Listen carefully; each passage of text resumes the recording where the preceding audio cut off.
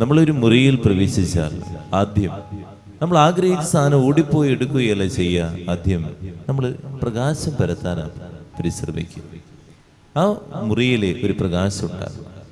ആ പ്രകാശത്തിന് വേണ്ടി നമ്മൾ സ്വിച്ചിടും.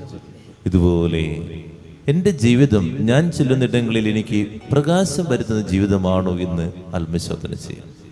പ്രവൃത്തിയിൽ നമ്മൾ ചെയ്ത കാര്യം പ്രകാശം പരത്തി, എൻ്റെ ജീവിതം കൊണ്ട് എനിക്ക് പ്രകാശം പരത്താൻ പറ്റുന്നുണ്ടോ എന്നുള്ളതാണ്.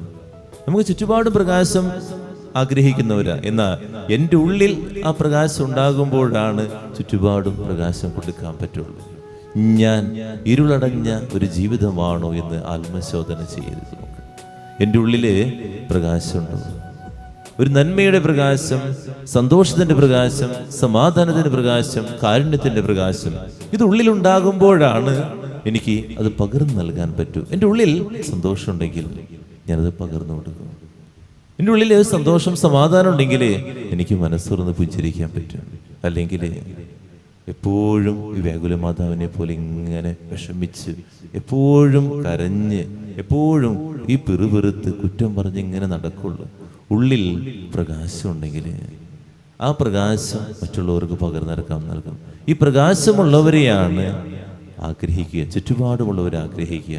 പ്രകാശമുള്ള വ്യക്തികളായിട്ട് മാറാൻ സാധിക്കട്ടെ.